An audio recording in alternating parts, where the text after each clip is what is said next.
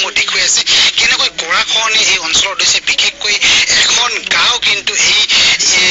এখন গাঁও যিখন গাঁও মোহনপুৰ বুলি কোৱা হয় এই গাঁওখন কিন্তু এই মুহূৰ্তত কিন্তু প্ৰায় ২৪ ঘণ্টাৰ পিছত কিন্তু এই গাঁওখন কিন্তু এই মানচিত্ৰৰ পৰা নাইকিয়া হোৱাৰ পথত হৈছে আৰু বিশেষকৈ প্ৰতি বছৰে কিন্তু বানপানী আহে আৰু গৰাখহনীয়া হয় কিন্তু এই বছৰ দেখা গৈছে যোৱা বছৰতকৈ বানপানী যে গৰাখহনীয়া এই গৰাখহনীয়াৰ তাণ্ডৱ কিন্তু বেছি হোৱা দেখাবলৈ পোৱা গৈছে আৰু আন প্ৰকাৰে কেমেৰা পাৰ্চন ৰাজাই দেখুৱাই আছে ইয়াত এখন স্কুল আছিল আৰু এই স্কুলখন দেখুৱাই আছে এই মুহূৰ্তত কেমেৰা পাৰ্চন ৰাজাই যে এইখন আছিল এটা অংগনবাদী কেন্দ্ৰ ইতিমধ্যে ৰাইজে কিন্তু ইয়াত এই অঞ্চলত কিন্তু এখন বৃহৎ গাঁও আছিল সেই গাঁওখনৰ কিন্তু যিবোৰ ঘৰ আছিল ইতিমধ্যে কিন্তু সেই গাঁৱৰ ঘৰবোৰ কিন্তু যিবোৰ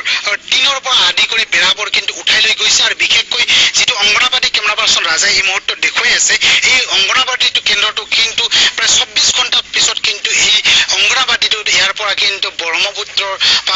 মানা আৰু বেকীৰ যিটো সুঁতি আছে সেই সুঁতিত কিন্তু নাইকিয়া হৈ যাব আৰু স্থানীয় ৰাইজে কিন্তু সেই কথাই অনুধাৱন কৰি কিন্তু ইয়াৰ যিবোৰ খিৰিকী আছে বা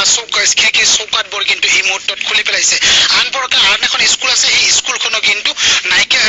হোৱাৰ পথত কিন্তু এই মুহূৰ্তত আৰু স্থানীয় ৰাইজ আছে আৰু ৰাইজৰ পৰা মই যে জানিব বিচাৰিম ইতিমধ্যে মেম্বাৰ আছে মেম্বাৰৰ পৰা মই জানিব বিচাৰিম যে কেনেকুৱা বৰ্তমান এইবাৰ গৰাখহনীয়া কেনেকুৱা ধৰণৰ হৈছে গৰাখহনীয়াটো ধৰক পুৰা হৈ আছে গৰাখহনীয়া